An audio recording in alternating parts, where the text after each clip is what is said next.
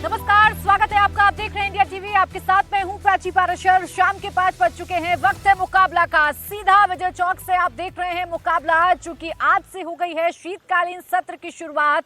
आज बेशक ठंड का माहौल है, लेकिन संसद के अंदर सियासत की गर्माहट देखने को मिली। आज संसद की शीतकालीन सत्र के पहले दिन ही जबरदस्त हंगामा देखने को मिला। विपक्ष एसआईआर के मुद्दे पर चर्चा को लेकर अड़ा रहा, जिसका नतीजा ये हुआ कि लोकसभा की कार्यवाही चल नहीं पाई। राज्यसभा में सत्ता पक्ष और विपक्ष के सांसदों ने एक दूसरे पर खूब तीखे प्रहार किए। विपक्ष का आरोप है कि सरकार जानबूझकर विपक्ष के मुद्दों पर चर्चा नहीं करना चाहती है, जबकि सरकार कह रही है कि विपक्ष एसआईआर पर अगर चर्चा करना चाहता है तो उसकी एक पूरी प्रक्रिया है जिसका पालन करके हम इस पर चर्चा करने का विचार कर सकते हैं। कुल मिलाकर आज एक बार फिर से संसद की कार्यवाही हंगामे की भेंट चढ़ गई और इस बात का जिक्र प्रधानमंत्री नरेंद्र मोदी ने भी आज सुबह सुबह संसद के शीतकालीन सत्र से पहले कर दिया था। पीएम मोदी ने मीडिया से मुखातिब होते हुए ये नसीहत विपक्ष को दी थी कि यहां सकारात्मकता दिखाएं। प्रधानमंत्री नरेंद्र मोदी ने कहा था कि हार की बौखलाहट की परछाई संसद के इस सत्र पर नहीं आनी चाहिए। प्रधानमंत्री नरेंद्र मोदी ने पॉजिटिविटी की बात कही थी। पीएम ने कहा था कि संसद के अंदर ड्रामा नहीं बल्कि डिलीवरी की बात होनी चाहिए। प्रधानमंत्री नरेंद्र मोदी ने विपक्ष पर कटाक्ष करते हुए ये भी कहा कि अगर नारेबाजी करनी है तो पूरा देश खाली पड़ा हुआ है। अभी जहां हार कर आए हैं वहां भी आपने नारेबाजी की और आगे आप जहां हारने वाले हैं वहां जाकर नारेबाजी कर सकते हैं। इशारा बंगाल की ओर था। तो वहीं दूसरी तरफ इंडिया ब्लॉक में आज एसआईआर को लेकर फूट भी नजर आई, क्योंकि एक तरफ इंडिया ब्लॉक की बैठक चल रही थी तो टीएमसी अपनी एक अलग बैठक कर रही थी। कुल मिलाकर ये कहा जा सकता है कि इस विंटर सेशन में क्या हार की बौखलाहट की वजह से विपक्ष लगातार हंगामा कर रहा है, या जो आरोप विपक्ष की तरफ से सरकार पर लगाए जा रहे हैं उन आरोपों में कितना दम है, आज इसी पर करेंगे चर्चा। लेकिन पहले आपको सुनवाते हैं पीएम मोदी ने आज विपक्ष को क्या नसीहत दी। विपक्ष भी अपना दायित्व निभाएं, चर्चा में ऐसे मुद्दे उठाएं, मजबूत मुद्दे उठाएं, पराजय के निराशा में से बाहर निकल करके आए। और दुर्भाग्य है कि एक आध दो दल तो ऐसे हैं कि वो पराजय भी नहीं पचा पाते। और मैं सोच रहा था बिहार के नतीजे इतना समय हो गया है तो अब थोड़ा संभल गए होंगे, लेकिन कल जो मैं बयानबाजी सुन रहा हूं उनकी, तो उसे लगता है कि पराजय ने उनको परेशान करके रखा है। लेकिन मेरा सभी दलों से आग्रह है कि शीतकालीन सत्र में पराजय की बौखलाहट का वो मैदान नहीं बनना चाहिए। ड्रामा करने के लिए जगह बहुत होती है, जिसको करना है करते रहें। यहां ड्रामा नहीं, डिलीवरी होनी चाहिए। नारे के लिए भी जितने नारे बुलवाने हैं वो पूरा देश खाली पड़ा है। जहां पराजित होकर के आए वहां बोल चुके हो, जहां अभी पराजय के लिए जाने वाले हो वहां भी बोल दीजिए। लेकिन यहां तो नारे नहीं, नीति पर बल देना चाहिए और वो आपकी नियत होनी चाहिए। हो सकता है राजनीति में नेगेटिविटी कुछ काम आती होगी, लेकिन अल्टीमेटली नेशन बिल्डिंग के लिए कुछ सकारात्मक सोच भी होनी चाहिए।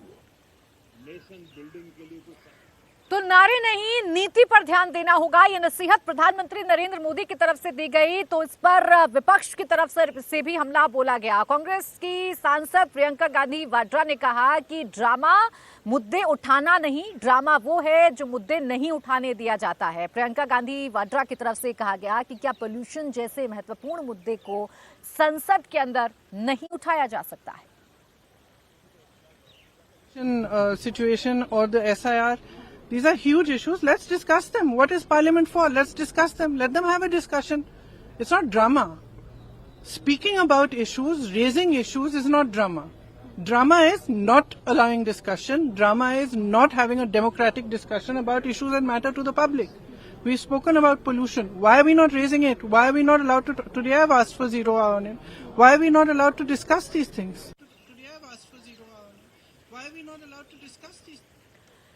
तो कुल मिला मिलाकर कहा जा सकता है कि विंटर सेशन जैसा समझा जा रहा था कि हंगामे की भेंट चढ़ेगा, कुछ ऐसी तस्वीर आज देखने को मिली है। विपक्ष एसआईआर का मुद्दा उठा रहा है और सरकार पर कई गंभीर आरोप लगा रहा है। तो सरकार कह रही है कि ये हार की बौखलाहट है जिसकी वजह से संसद नहीं चल पा रही है। इसी पर करेंगे चर्चा। हमारे साथ खास मेहमान जुड़ रहे हैं, सिद्धार्थ यादव प्रवक्ता भारतीय जनता पार्टी, धीरेन्द्र कुमार प्रवक्ता एलजेपीआर, संजय कुमार प्रवक्ता जेडीयू, प्रोफेसर सुबोध मेहता प्रवक्ता आरजेडी, भुवन भास्कर जोशी प्रवक्ता समाजवादी पार्टी और एहतेशामुल हक साहब हमारे साथ हैं टीएमसी के नेता के तौर पर। आप सभी का बहुत बहुत स्वागत है। मैं सिद्धार्थ यादव जी आप ही से शुरुआत कर रही हूँ। क्यों विपक्ष आज ये कह रहा है कि जो तुमको हो पसंद वही बात कहेंगे? विपक्ष कुछ भी कहने लगे, आप लोग उसे कभी हार की बौखलाहट बताते हैं, कभी मुद्दा विहीन बनाते हैं। विपक्ष है, विपक्ष अपनी बात रखेगा, रखने दीजिए।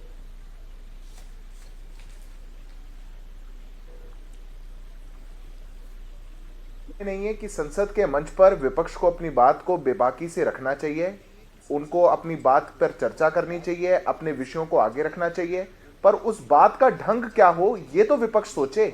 क्या संसद को चलने नहीं देना ये नीति अपनाना विपक्ष के विरोध का तरीका है या फिर विपक्ष के बात रखने का तरीका है? हम सदन हर सत्र के बाद सत्र में देखते जा रहे हैं कि कैसे कोई ना कोई विषय बाहर से लाया जाएगा और सदन को ना चलने दिया जाए, इसकी एक स्ट्रेटेजी बनाई जाएगी और हो हल्ला करके एडजर्नमेंट ले ली जाएगी। ये तो तरीका नहीं हो सकता सत्र को चलाने का। अब पिछले मॉनसून सत्र में हमने देखा जहां पहले 2 हफ्तों में 107 घंटों में से केवल 17 घंटे सदन को चला पाए। ऐसे में अगर सदन चलेगा तो ये तो तरीका नहीं हो सकता। पर प्राची जी, मेरी आवाज बहुत एको है और आपके पीसीआर से कोई लगातार बात कर रहे हैं, आप प्लीज उसको फिक्स कराइएगा। बिल्कुल ठीक करा देती हूँ मैं, बोलिए आप सिद्धार्थ जी।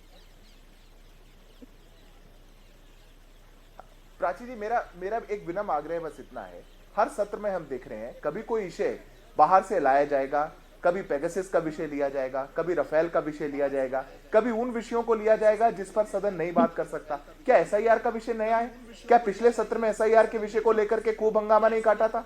107 घंटों में से 17 घंटे सदन चला, किसके पैसे का खर्च जो है वो बर्बाद किया गया? ये देश के लोगों का पैसा है। 10 नए बिल जो जनता से जुड़े हुए हैं, जिन पर चर्चा होनी है, जो जनता के लिए लाए जाने हैं, क्या वो देश के महत्वपूर्ण बिल नहीं है? क्या वो महत्वपूर्ण विषय नहीं है? जो विषय विपक्ष को लगता है कि हमको उठाने चाहिए, 0 आवर उनके पास है, क्वेश्चन आवर उनके पास है, पर सदन को क्या ठप करा दो और उसको एडजर्नमेंट के मोड पे ले जाओ तो वो विपक्ष के विषय उठाने का माध्यम बन सकता है? मेरा प्रश्न बस इतना है।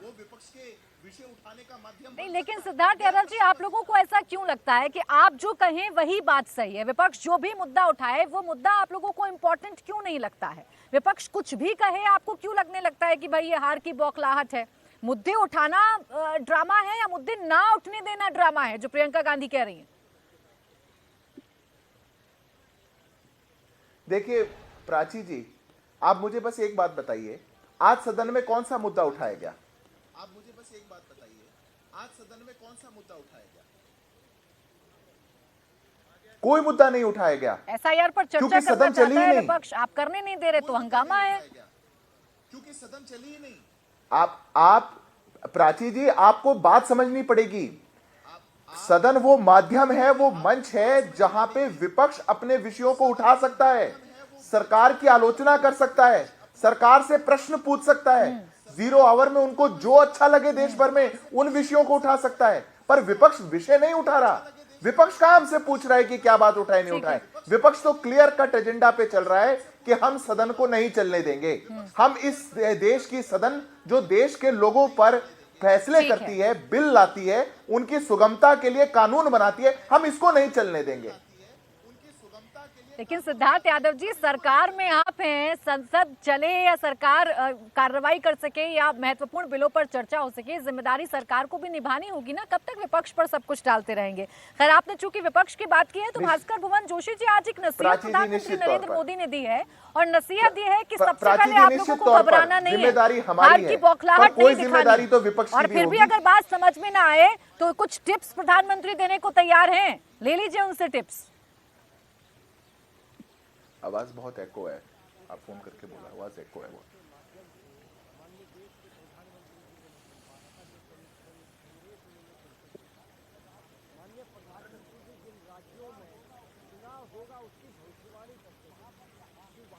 हार होने जा रही है।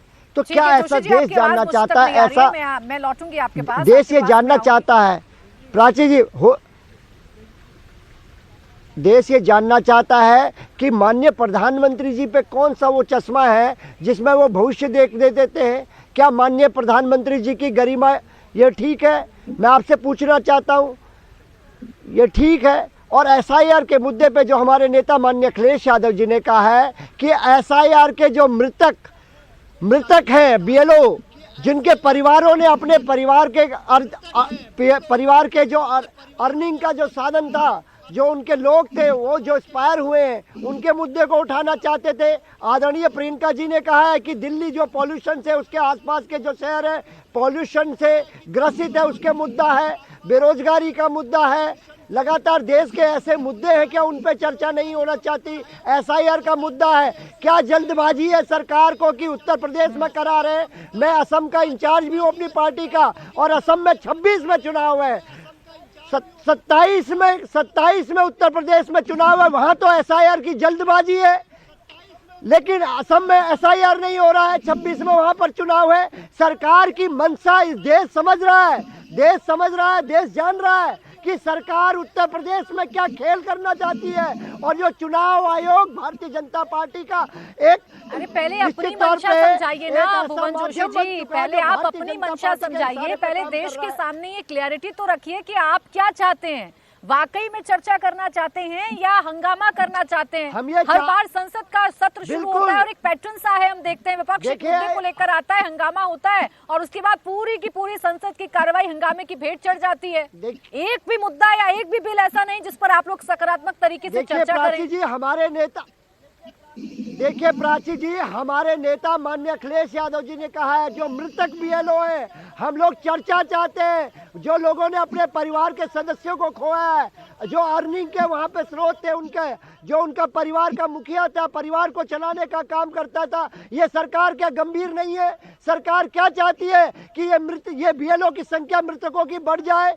और क्या दबड़ है? अभी 2027 में उत्तर प्रदेश में चुनाव है। सरकार की मंशा देश और प्रदेश समझ पा रहा है। यही तो बिहार में हुआ, एसआईआर के माध्यम से लोगों के वोटों को काटने की साजिश गजब करते हैं। जब बिहार में चुनाव से पहले एसआईआर कराया गया तो आपने टाइमिंग को लेकर सवाल खड़े कर दिए। अब जब उत्तर प्रदेश में चुनाव से पहले या चुनाव से काफी पहले एसआईआर करवाया जा रहा है तो आप कह रहे हैं अभी क्या जल्दी है, इतनी जल्दी क्या है? पहले तय कर लीजिए कि एसआईआर को लेकर आपको क्या विरोध करना है। सर, आपके नेता फॉर्म भर देते हैं, त्रुटियों की बात करते हैं, उसके बाद आप कहते हैं एसआईआर नहीं होना चाहिए तो एसआईआर नहीं होना चाहिए। ऐसे नहीं होता है ना सर, कंफ्यूज मत करिए ना, कंफ्यूज मत करिए, एक क्लियर स्टैंड रखिए। और मेरा तो बड़ा सिंपल सा सवाल था, जो पीएम ने कहा कि आपको घबराना नहीं है, आपको घबराना नहीं है और फिर भी घबराहट होती है तो पीएम से ले लीजिए टिप्स, वो देने के लिए तैयार है।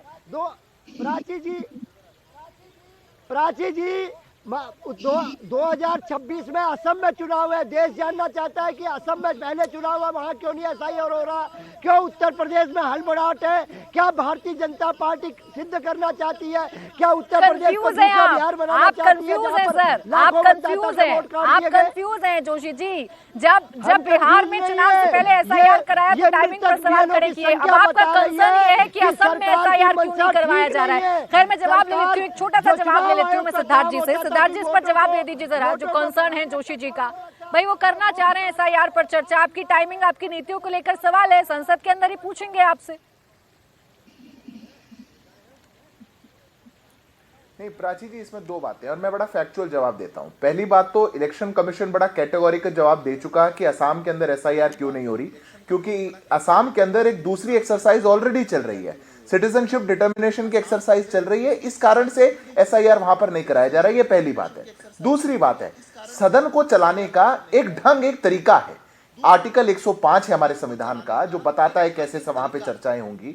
हमारे देश के अंदर हमारे रूल्स हैं, प्रोसीजर्स हैं। अब सदन को कैसे चलाया जा सकता है प्राची जी? सरकार अपना बिल पेश करेगी, सरकार की जिम्मेदारी है उसको बिल पास करवाने। विपक्ष अपना विषय रख सकता है, हम किस पे डिस्कशन करेंगे, वो कहां रखेगा? वो बिजनेस एडवाइजरी काउंसिल में रखेगा। विपक्ष उसका सदस्य होता है, वहां पे तय किया जाता है कौन सी पार्टी कितनी देर किस विषय पे चर्चा करेगी। वहां पर भी हो सकता है कि आपकी असहमति हो, हालांकि विपक्ष ने कोई असहमति नहीं बताई, उसके बाद चेयर डिसाइड करेगी। आपके पास अनगिनत मोशन है जो आप लोकसभा और राज्यसभा में मूव कर सकते हैं। आप 193 का डिस्कशन मूव कर सकते हैं, आप हाफ आवर का डिस्कशन मूव कर सकते हैं, आप बहुत से प्रोविजंस में जा सकते हैं, कह सकते हैं कि हमको इस पर 1 घंटे की चर्चा चाहिए, आधे घंटे की चर्चा चाहिए। आप ये सब कुछ भी ना करके, आप हल्ला करके, अगर अपनी बौखलाहट सदन में दिखा करके सदन को एडजर्न करवा दें, यह स्वस्थ लोकतांत्रिक प्रक्रिया नहीं है। मैं बड़ी जिम्मेदारी के साथ कहता हूं, यह तरीका सदन को चलाने का नहीं है। आप विपक्ष के कितने भी प्रवक्ता यहां बैठे हैं, जो नेता आपका मीडिया पर्सन पूछ पाए, आप उनसे पूछिए कौन सा मोशन मूव हुआ या कौन सा विषय बिजनेस एडवाइजरी काउंसिल में उठाया गया था जिस पर सरकार और विपक्ष की सहमति नहीं बनी और फिर बुलडोज किया जा रहा है। कोई एजेंडे को लेकर नहीं आते हैं। गौरव गोगोई जी ने आज यही तो कहा ना कि आप सदन को हाईजैक कर लेते हैं, आपको जो अच्छा लगता है वही मुद्दों पर चर्चा करना चाहते हैं और विपक्ष का जो एजेंडा है उसे आप लाते ही नहीं है, वो शामिल ही नहीं होता है बिजनेस एडवाइजरी में। मैं कह रहा हूं प्राची जी, सदन तो सबका है। आप गौरव जी से कहिए एडजर्नमेंट मोशन मूव कर दें, सदन के अंदर मूव कर दें, कॉलिंग अटेंशन मूव कर दें, लोकसभा के अंदर रूल 193 में मूव कर दें, हाफ आवर का डिस्कशन मूव कर दें, पर सदन को ऐसे विषयों में उलझाना जिसमें सदन का डोमेन नहीं है। अब एसआईआर जैसा विषय जो सुप्रीम कोर्ट में पेंडिंग हो, जिस पर सुप्रीम कोर्ट एडजुडिकेट कर रहा हो, जो आर्टिकल 324 के तहत इलेक्शन कमीशन का मैंडेट हो, जिस पर यह बात तय करी जा चुकी हो कि सदन उसमें इंटरफेयर नहीं कर सकता, यह पिछले सत्र में डिस्कस हो चुका। ठीक है, मैं जवाब ले लेती हूँ। हक साहब, क्या सिर्फ और सिर्फ विरोध करना, हंगामा करना, नारेबाजी करना, एसआईआर को मुद्दा बनाना विपक्ष का इस वक्त सबसे महत्वपूर्ण कदम है, या वाकई में आप चाहते हैं कि भाई आपकी समस्याओं का समाधान हो जाए? प्राची, देश हक साहब से सवाल है कि भारतीय जनता पार्टी अब तय करेगी कि आपसे नहीं सर, मैं हक साहब से सवाल पूछ रही हूँ। भारतीय जनता मैं हक साहब से सवाल पूछ रही हूँ। टीएमसी के नेता हैं, उनको बोलने दीजिए जरा, फिर उसके बाद आप बोलिएगा। थोड़ा आवाज डाउन रखें, बोले। एहतेशामुल हक। देखिए प्राची पराशर जी, सबसे बड़ी बात है कि लोकतंत्र का जो हमारा सबसे बड़ा ये मंदिर है, जहां पक्ष को और विपक्ष को अपनी बात रखने का पूरा अधिकार होता है, लेकिन जो पक्ष है इस हिसाब से विपक्ष को बात करने का मौका ही नहीं देता। जो एसआईआर अभी पूरे देश में 12 राज्यों में जिस हिसाब से परिस्थिति, आज 40 बीएलओ की जो मौतें हुई है, तो उस पर तो बात सरकार से करेगी, लेकिन सरकार अगर सही तरीका से अगर सुनेगी तो इसका जवाबदेही तो सरकार के ऊपर बनती है, सरकार को जवाब देना पड़ेगा। और भारतीय जनता पार्टी की अभी सरकार समझ ली है, उनको हर हाल में जो 40 मौतें हमारे 12 राज्यों में हुए, उत्तर प्रदेश, गुजरात, राजस्थान और मध्य प्रदेश में और हमारे पश्चिम बंगाल मिलाकर के हुए, तो ये इस तरह से ये विपक्ष मुक्त समझ लिए भारत चाह रहे हैं, तो इस तरह का होने हम लोग नहीं देंगे। हर हाल में हमारा संविधान, हमारा मौलिक अधिकार है अपनी बात रखने का। जो देश में एसआईआर एक बार देखा होगा कि बड़ा बड़ा घुसपैठिया की बात कर रहे थे बिहार में, कितने चाहिए? आप खुद कहते हैं कि हम चुनाव आयोग से जवाब मांग रहे हैं, और चुनाव आयोग से जवाब मांगते मांगते आपको सरकार से जवाब चाहिए। चुनाव आयोग आपको जवाब देता है, वो जवाब आप सुनते नहीं है। देखिए, चुनाव आयोग ने जवाब दिया ना आपको, मानेंगे उस जवाब को? बिल्कुल, सुनिए मेरी बात सुन लीजिए। हमारे 10 डेलीगेट ने चुनाव आयोग से मिलने के लिए गए, लेकिन चुनाव आयोग किसी तरह का हम लोगों को रिप्लाई नहीं दिया। आपको समझ में आया? जिस तरह से चुनाव आयोग समझिए पक्षपात के काम कर रहे, ऑटोनोमस बॉडी है चुनाव आयोग, लेकिन समझिए सरकार के हित में। यही तो बात है ना हक साहब, आधी अधूरी जानकारी के साथ आप लोग डिबेट में आते हैं, और ऐसी आधी अधूरी जानकारी आप जनता के बीच में भी लेके जाते हैं, जो बड़ा घातक है। आपको नहीं पता है, मैं आपको बता देती हूँ। ईसी ने जवाब दाखिल किया है, और ईसी ने क्या जवाब दिया है वो भी आपको बता देती हूँ। वोट काटने का आरोप बड़ा चढ़ाकर लगाया जा रहा है। वोटर लिस्ट रिवीजन के दौरान फर्जी वोट कटे हैं, सियासी हित साधने के लिए झूठे इल्जाम लगाए जा रहे हैं। ये सारी बातें ईसी की तरफ से बताई गई हैं, लेकिन आप सुनेंगे नहीं, क्योंकि ये आपको सुनना नहीं है। आपने जो माना है, आपने जो तय किया है, आपके हिसाब से वो ठीक है ना हक साहब? बिल्कुल नहीं। देखिए प्राची जी, सबसे बड़ी बात है आयोग हमारे 10 लोगों ने कल जाकर के, लेकिन किसी तरह का समझ लिया हम लोगों को उत्तर नहीं मिल पाया, और लोगों को संतुष्टि हम लोग लेकर के लौटे। हमारे 5 सवाल थे, लेकिन कोई भी एक जवाब नहीं दे पाया चुनाव आयोग। ये संतुष्टि, ठीक है सर, मैं आपके सवाल का जवाब देती हूँ। धीरेन्द्र जी, ये संतुष्टि करने का काम तो सरकार का है ना। सरकार की जिम्मेदारी तो यही है कि सबको साथ लेकर चले, और सबको साथ लेकर चलेगी तभी यहाँ संसद की कार्रवाई चल पाएगी। सिर्फ ये कह देना कि हार की बौखलाहट है, हार की बौखलाहट है, इससे तो काम नहीं पूरा हो जाएगा ना सरकार का।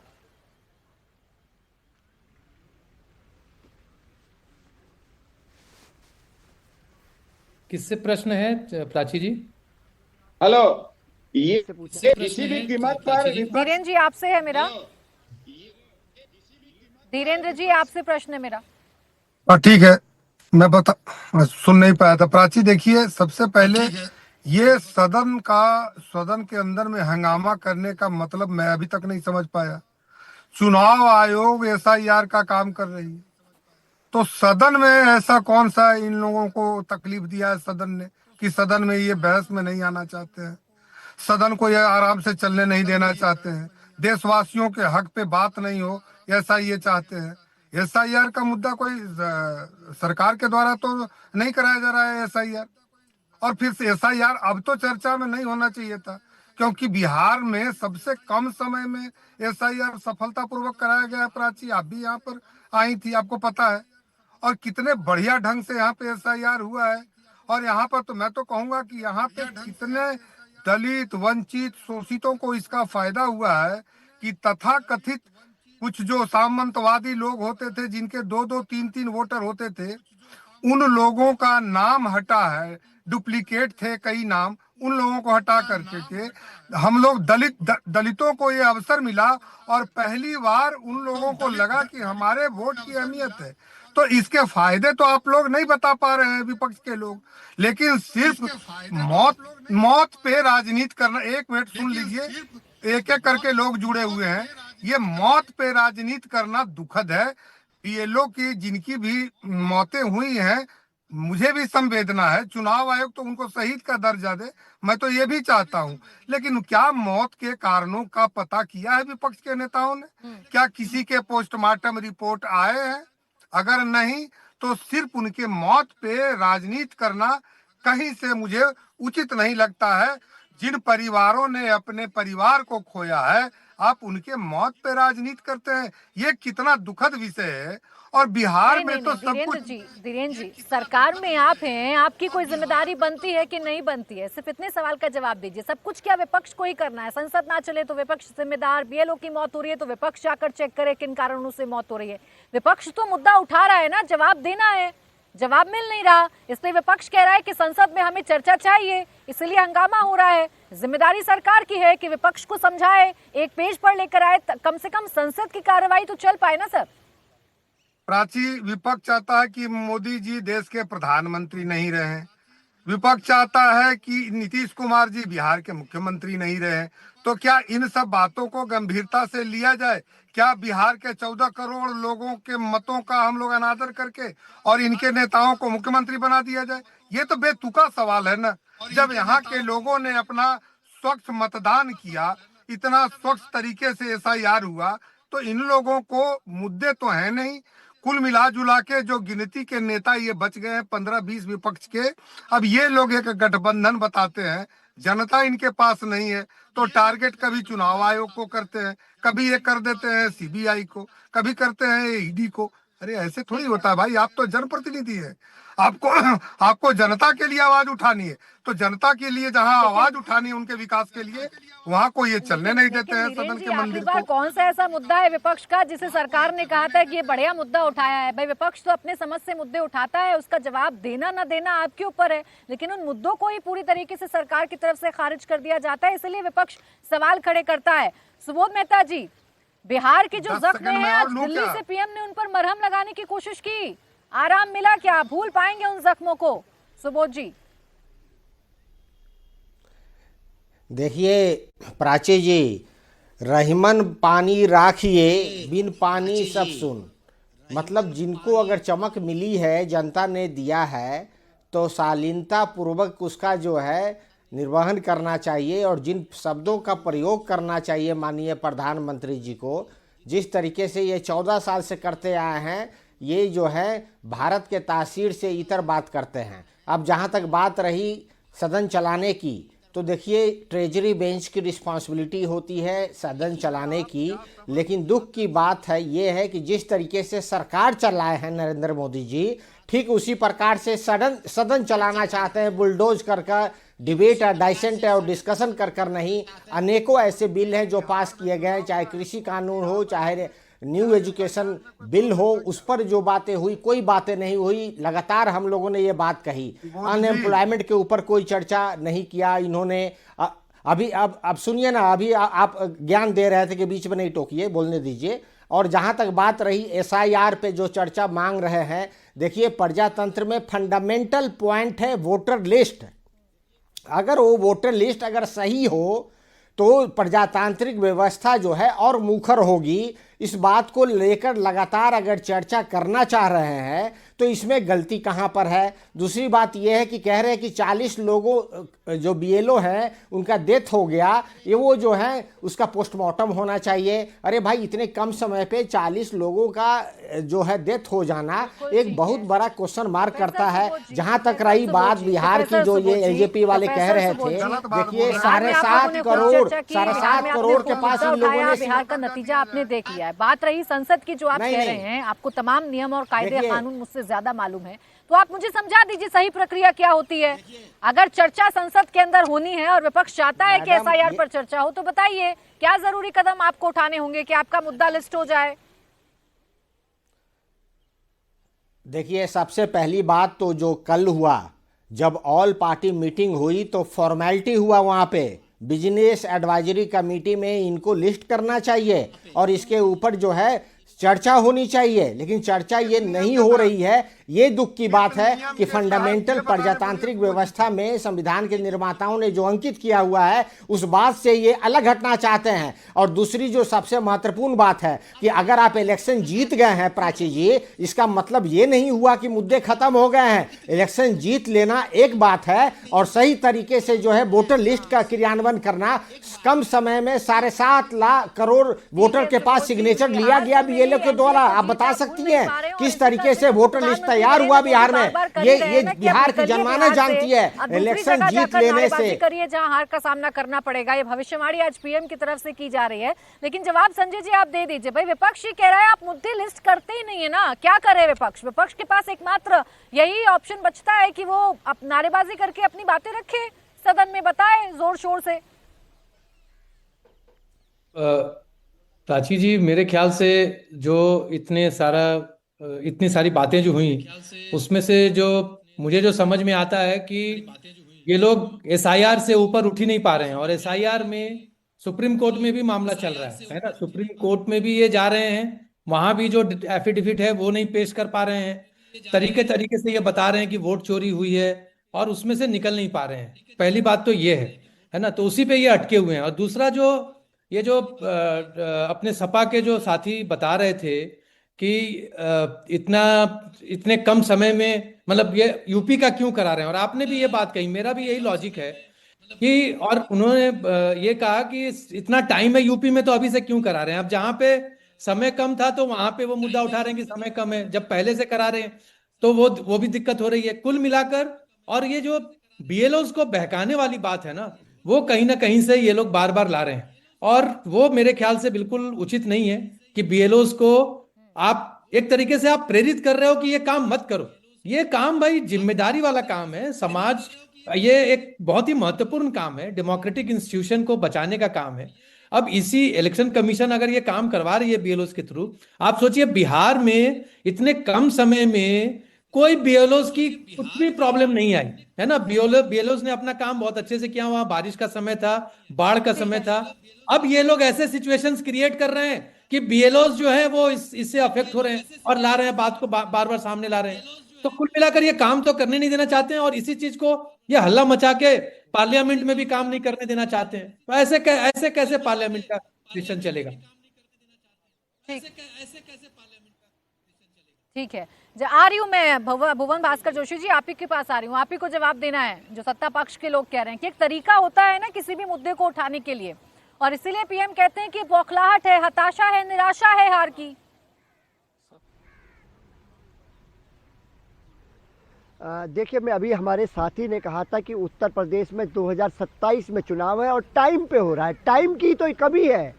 क्यों बीएलओ पे इतना प्रेशर है कि वो आत्महत्या कर रहे हैं? एक संवेदना का शब्द भारतीय जनता पार्टी और एनडीए के गठबंधन ने नहीं बोला। जिन परिवार ने अपना आर्थिक पक्ष कमाने वाले व्यक्ति को अपना खोया, जो परिवार की रीढ़ की हड्डी होता है, इनकी कोई संवेदना नहीं है इनके मृतक लोगों के बीच में। मैं देख पा रहा हूं आपके चैनल के माध्यम से। हमारी मांग थी कि उत्तर प्रदेश में समय सीमा और दिया जाए ताकि ये जो बीएलओ की जो आत्महत्या है उसको रोका जाए। वो उनके ऊपर प्रेशर इतना ज्यादा दे दिया है चुनाव आयोग ने। सरकार भी प्रेशर दे रही है कि इस तरह करना, उस तरह करना। उत्तर प्रदेश में कई शिकायतें जा रही है इस तरह की। आपको कहना चाहता हूँ, और आप मुद्दे की बात करती है प्राची जी, मैं एक पूछना सवाल का चाहता जवाब हूँ, दीजिएगा। क्या इस देश ने नहीं देखा कि जब विपक्ष के लोग कहते- जोशी से एक सवाल का जवाब दीजिएगा। एक सवाल का जवाब दीजिएगा सर। अगर ये सबसे बड़ा मुद्दा चलिए आपका एसआईआर का है, इस मुद्दे में आप किससे जवाब चाह रहे हैं? कौन जवाब दे आपको? संसद में हम पूछेंगे।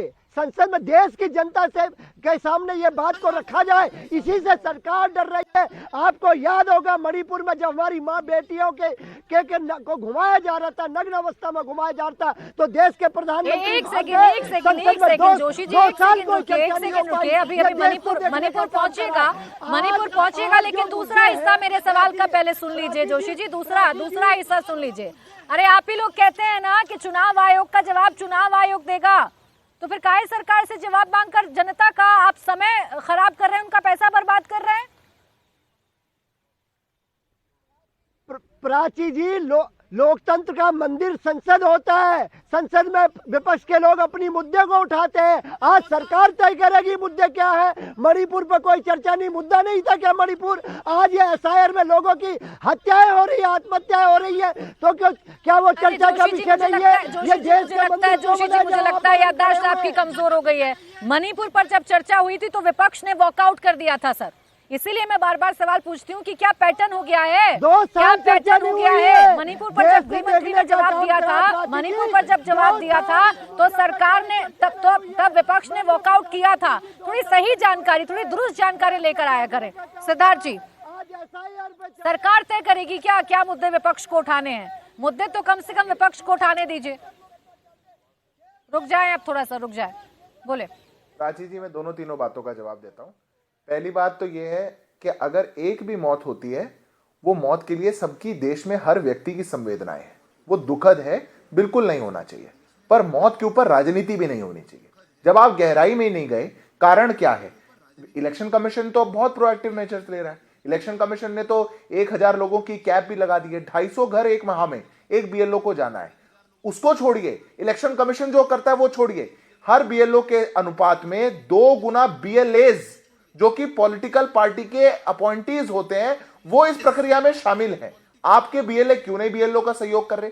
क्या देश भर में हमने एक डर्रा बना दिया कि हम इस प्रक्रिया को होने ही नहीं देंगे, हम इलेक्शन कमीशन के इस काम को, इलेक्शन लिस्ट को स्विचता होने ही नहीं देंगे? इसीलिए तो प्रधानमंत्री जी ने ठीक कहा, जो देश की संसद है वो ड्रामे के लिए नहीं है, वो डिलीवरी के लिए है। देश की संसद देश भर की है। आप चुनाव की फ्रस्ट्रेशन वहां करके निकालेंगे।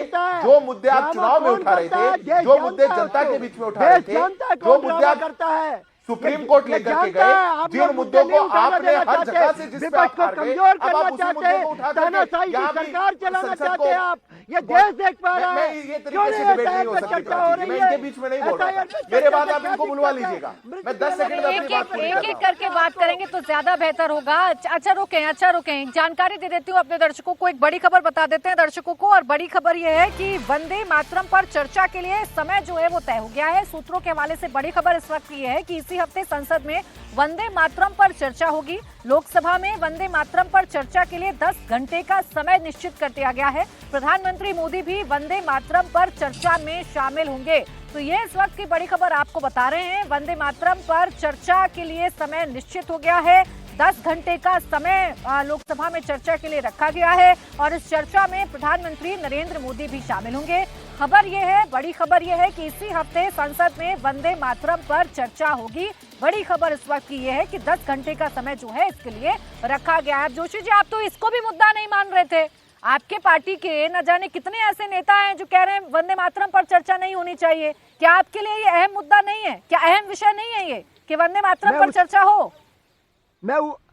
प्राची जी, मैं प्राची यही तो कहना चाह रहा हूँ, लोकतंत्र में पक्ष और विपक्ष दोनों होता था, अब तो पक्ष ही तय करेगा किस मुद्दे पे चर्चा होनी है। देश हित के कोई मुद्दे अगर हम उठाएंगे, अगर हम मृतक बीएलओ की बात करेंगे तो ये चर्चा नहीं करवाएंगे, एसआईआर पे समय सीमा बढ़ाने की बात करेंगे तो ये चर्चा नहीं कराएंगे, लेकिन ये वो मुद्दे तय करेंगे जो इनकी पॉलिटिक्स को सूट करते हैं। ये देश देख पा रहा है, अपने जो पॉलिटिक्स को सूट करते हैं उन मुद्दों पर चर्चा होगी, उन मुद्दों पर चर्चा नहीं होंगी जिनसे देश के लोग, प्रदेश के लोग। मोहन भास्कर जोशी जी, पहले सुनिए, पहले थोड़ा क्लियर करिए। वंदे मातरम का विषय क्या समाजवादी पार्टी को इम्पोर्टेंट नहीं लगता है? क्या ये देश से जुड़ा हुआ विषय नहीं है? मुझे प्राची जी बहुत स्पष्ट तौर पे कहना चाहता हूँ, वंदे मातरम पे चर्चा हो ये कोई बड़ा विषय नहीं है, लेकिन वो विषय है कि जो परिवार में बीएलओ ने अपने परिवार के सदस्य को खो दिया, जिसका पूरी जिम्मेदारी आपकी चुनाव आयोग की है, सरकार की है, सरकार दबाव महसूस करवा रही है कि सरकार के इशारे पे बीएलओ काम करे। जाइए समझाइए अपने पार्टी के नेताओं को, एसटी हसन साहब को समझाइए, जरा समझाइए वो क्या बयान दे रहे हैं, और इस पर अगर चर्चा हो रही है तो विपक्ष हंगामा क्या नहीं करेगा, ये भी प्रश्न है। जवाब सिद्धार्थ यादव जी दे दीजिए। यहाँ भी मनमानी, आपका मन किया कि वंदे मातरम पर पहले चर्चा होनी चाहिए तो वंदे मातरम लिस्ट कर दिया। ये माननीय राष्ट्रीय आवाज सुनी जाओ मोहन जोशी जी। देखिए बोले सिद्धार्थ जी, बोले। ये लोग तो आपके शो पर ही चर्चा नहीं होने दे रहे, सदन में क्या चर्चा हो पाएगी? ये अगर शो पर चर्चा के लिए विपक्ष तैयार नहीं है तो सदन तो बहुत बड़ी चीज हो गई।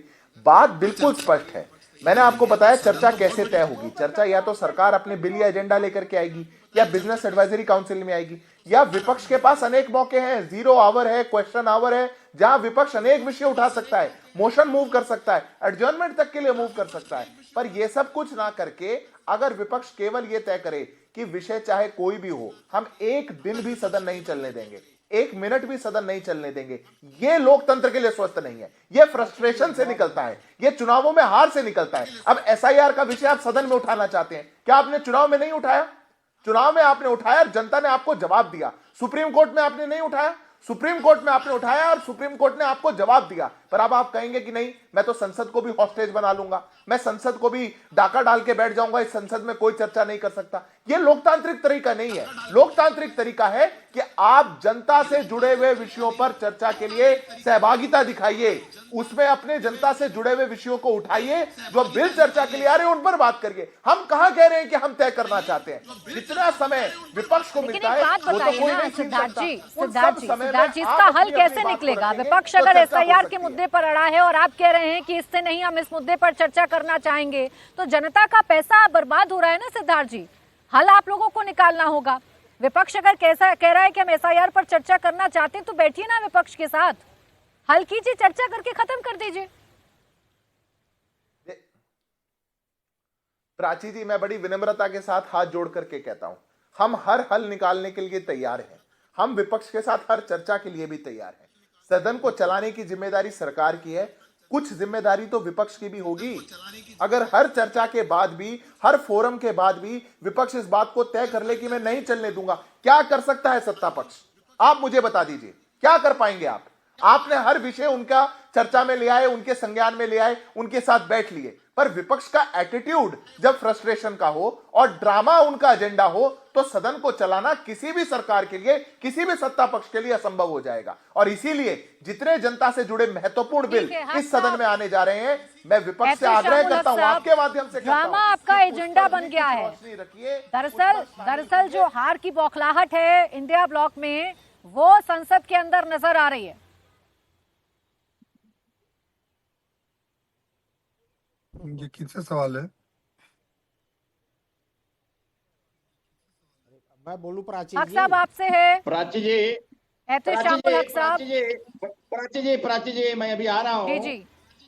हमारे आदरणीय प्रधानमंत्री जी ने कहा कि बिहार से होकर करके गंगा जो है पश्चिम बंगाल की ओर जाएगी, तो ये समझ लिए पश्चिम बंगाल में यहाँ ज्वार भी होता है, भाटा भी आता है, यहाँ उल्टी गंगा बहती है। और यहाँ मोदी जी की नाम की कोई भी समझ लिए यहाँ ये नहीं है, यहाँ सिर्फ ममता बनर्जी का नाम का ये चलता है। और बंगाल के अवाम, बंगाल के जनता एक ही भूल, कमल की फूल पर कभी विश्वास नहीं करती है। यहाँ की जनता जो है घास के ऊपर जोड़ा फूल, जिसके सर्वे सर्वा हमारी ममता बनर्जी है। यहाँ कभी भी जाति के आधार पर यहाँ वोटिंग नहीं होती है। बंगाल की जनता बहुत शिक्षित है। यहाँ हमारे नेत्री ममता बनर्जी जिस हिसाब से आज तकरीबन 14 साल कंप्लीट होने के बाद 15वां साल में हम लोग कदम रखा है। अच्छा, और आने वाले 2026 में विलय इसीलिए आपने अपनी राहें जुदा कर ली है क्या एहतेशाम उल हक साहब? इसीलिए आपने अपनी राहें जुदा कर ली हैं क्या? अरे सुनिए ना, मुद्दा एक उठाएंगे, एसआईआर पर हंगामा करेंगे, एसआईआर पर चर्चा की मांग करेंगे, लेकिन एक साथ एक बैठक में शामिल नहीं होंगे। क्यों नहीं गए आज टीएमसी का कोई भी नेता इंडिया ब्लॉक की बैठक में? सब ठीक है ना? ये हमारा फंडामेंटल राइट है, जिस हिसाब से हमारे 40 लोगों की जो जाने गई है, इसका जिम्मेदार सीधा जिम्मेदार चुनाव आयोग है। इसलिए हम लोग स्पष्ट रूप से कहें तो इसलिए कि हम लोग तो हर हाल में उनके लिए हक की आवाज आज समझ लिए 40 जाने गई है, उनके परिवार, उनके पीछे बच्चे, उनके परिजनों मेरा सवाल आपने सुना नहीं है एहतेशाम उल हक साहब, लगता है मेरा सवाल आपने सुना नहीं है, या फिर मेरे सवाल का आपके पास जवाब नहीं है, इसलिए आप जानबूझकर मेरे सवाल से बच रहे हैं। मैं फिर दोहरा देती हूँ जनता की क्लैरिटी के लिए, जब एसआईआर का मुद्दा आपके विपक्षी दल उठा रहे हैं तो एक साथ बैठने में क्या दिक्कत है सर? क्यों नहीं गए आज? टीएमसी का कोई नेता, कोई सांसद क्यों नहीं शामिल हुआ इंडिया ब्लॉक की बैठक में? देखिए जरूरत पड़ेगी तो हम लोगों के जाएंगे, इसमें कोई बात नहीं है, लेकिन कहीं न कहीं हमारा मुद्दा आज का जो है, जो हमारे जो इशू, जो हमारे जो 40 जो एसआईआर का बहाना है और पश्चिम बंगाल को ये कब्जा करने की कोशिश है। लेकिन बंगाल में ये आपको प्राची जी मैं बोलना चाहता हूं कि चौथी बार हमारी नेत्री ममता बनर्जी बरसरे इक़्तिदार आएगी और चौथी बार पश्चिम बंगाल के 7 करोड़। मैं तो यही कह रही हूँ ना आपसे कि बंगाल में आपको अपनी ताकत का एहसास है, इसलिए इंडिया ब्लॉक की जरूरत नहीं है शायद आपको। आज आपको जरूरत नहीं लगी कि आप बैठक में कम से कम चले ही जाएं। जो मुद्दा अलग अलग उठाएंगे वो मुद्दा एक साथ भी तो उठा सकते थे ना। अच्छा सिर्फ इतना बता दीजिए, जो गठबंधन है इंडिया जो गठबंधन है, इंडिया ब्लॉक जो है, ये सब ठीक है ना इसमें, या दीदी अलग है? बिल्कुल सब ठीक है, देखिए बिल्कुल सब ठीक ठाक है, इसमें कोई बात नहीं है। हम लोग यहाँ पर एकला चलो का लड़ाई का समझिए यहाँ पर काम कर रहे हैं। हमारी नेत्री 294 विधानसभा में हम लोग अकेले चुनाव लड़ेंगे, ये स्पष्ट रूप से है, मतलब हंसने की कोई बात नहीं है, स्पष्ट रूप से हम लोग 294 विधानसभा में यहाँ हम लोग लड़ रहे हैं। यहाँ भी कंफ्यूज कर रहे हैं, अब यहाँ भी कंफ्यूज कर रहे हैं, ये ठीक नहीं है, ये ठीक नहीं है। अभी कह रहे हैं सब ठीक है इंडिया ब्लॉक में, फिर कह रहे हैं एकला चलो करेंगे। अरे एकला चलो करेंगे तो सब ठीक कैसे हो जाएगा?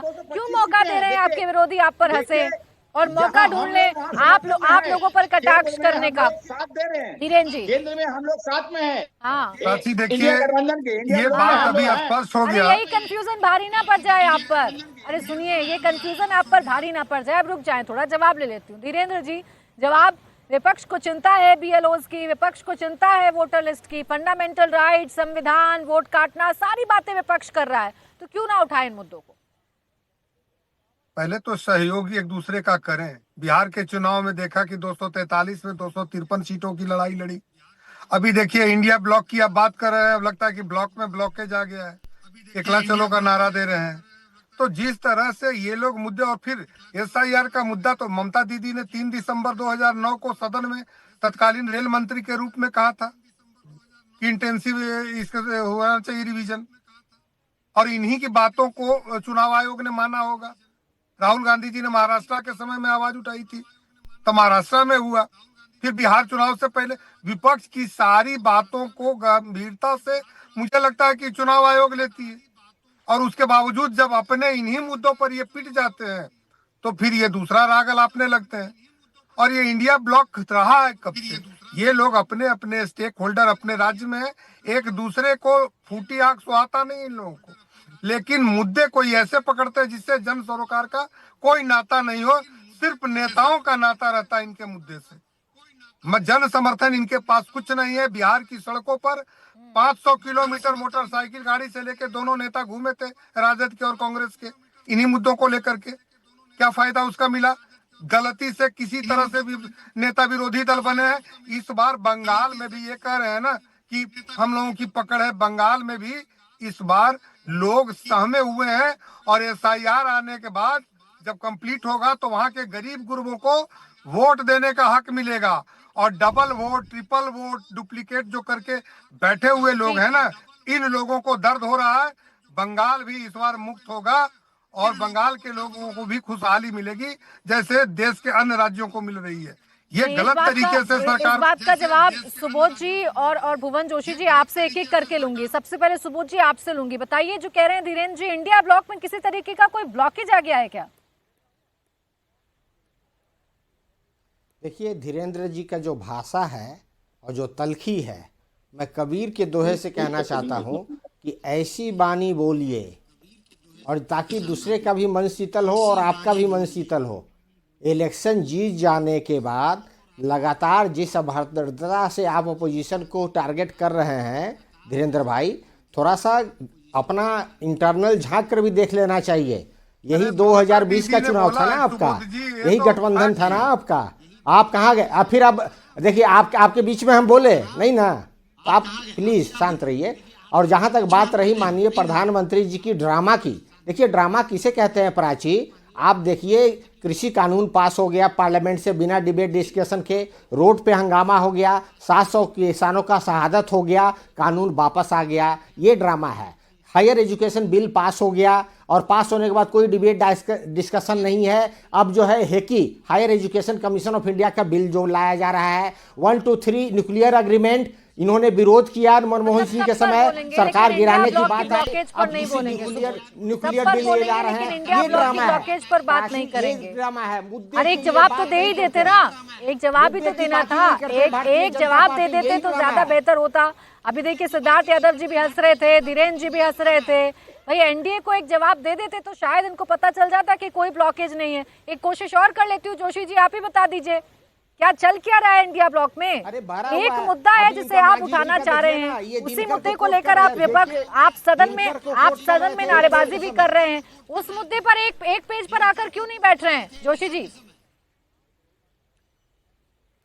देखिए जिनके घर शीशे के होते हैं वो दूसरे घरों में पत्थर नहीं मारते। ये इनका बर्ताव है। और कहना चाहता हूँ इंडिया गठबंधन, एक बात है, आज जो बीएलओ की जो हत्या हुई है, मैं हत्या कहूंगा, आत्महत्या नहीं, हत्या हुई है, ये मैं निश्चित तौर पर कहना चाहता हूँ। आज इनके गले की फांस बनी हुई है। माननीय प्रधानमंत्री आपके साथ है, माननीय प्रधानमंत्री जी से 40, माननीय प्रधानमंत्री जी से मुकेश सैनी को इतनी जल्दी मत भूलिए, उप मुख्यमंत्री का पद दिया था और उनके घर में पत्थर पड़े कि नहीं पड़े, उनका घर शीशे का है कि नहीं, ये देखते देखते ऐसा ना हो कि अपना घर धराशायी हो जाए। भुवन भास्कर जोशी जी, सबसे पहले कहा था ना रविदास मेहरोत्रा साहब ने, लीडरशिप पर सवाल खड़े कर दिए थे ना, तो उनके शीशे वाला घर देख देख कर ऐसा ना हो आपका मिट्टी का घर ढह जाए। ध्यान दीजिए थोड़ा। सिद्धार्थ यादव जी, देखिए इंडिया कुल मिलाकर बात सिर्फ इतनी है, ये जानना चाहता है विपक्ष कि उनके मसले पर चर्चा होगी कि नहीं होगी। आप रुक जाएं, थोड़ा रुक जाएं। देखिए प्राची जी, आपने कई बार विपक्ष से एक प्रश्न पूछा, ब्लॉक में ब्लॉकेज है या नहीं, उस पर तो कोई जवाब दिया नहीं जा रहा। पर हमारे जो टीएमसी के साथी थे वो बंगाल में पता नहीं कमल के फूल को लेकर के कुछ कह रहे थे। मैं कहता हूं अब की बार कमल का वार और बंगाल में बनेगी डबल इंजन की सरकार। इस बात को आप लिख करके ले लीजिए। जो चुनावों की फ्रस्ट्रेशन है उसको सदन में मत उतारिए। सदन चर्चा के लिए है। प्राची जी, हम चर्चा के लिए तैयार हैं, जो चर्चा आप करना चाहेंगे, पर चर्चा उन विषयों पर होगी जो कानून संगत है, न्याय संगत है। अगर आर्टिकल 324 इलेक्शन कमीशन को कोई जवाब देता है, कोई काम करने का आदेश देता है, आप उसकी चर्चा जवाबदेही सरकार से थोड़ी ले सकते हैं। यह कमाल बात हो गया, जब सरकार जवाब देती है तो कहते हैं आप क्यों जवाब दे रहे हैं। तो अब जब इलेक्शन कमीशन से जवाब नहीं मिल रहा तो कह रहे सरकार जवाब दे। ये कैसे तरीका हो सकता है देश को चलाने का? जिन विषयों पर जनता भी, सुप्रीम कोर्ट भी बार बार आपको अपना जवाब दे चुकी हो, उन विषयों पर सरकार और सदन को हॉस्टेज बनाने का प्रयास नहीं होना चाहिए। अभी हायर एजुकेशन कमीशन के बिल की चर्चा यहां हो रही थी। मैं आग्रह करता हूं, इतना महत्वपूर्ण बिल है, सदन चलने दीजिए, चर्चा होगी, सहभाग बनिएगा, उसमें सहभागिता करिएगा। पर जब चर्चा पूरी हो जाएगी और आप आकर के कहेंगे कि हम तो कुछ करा नहीं, आपने चर्चा करी नहीं, ये तरीका नहीं हो सकता। आपने चर्चा किया न्यू एजुकेशन पॉलिसी पे 2020 अरे हायर एजुकेशन कमीशन का बिल तो अभी आ रहा है।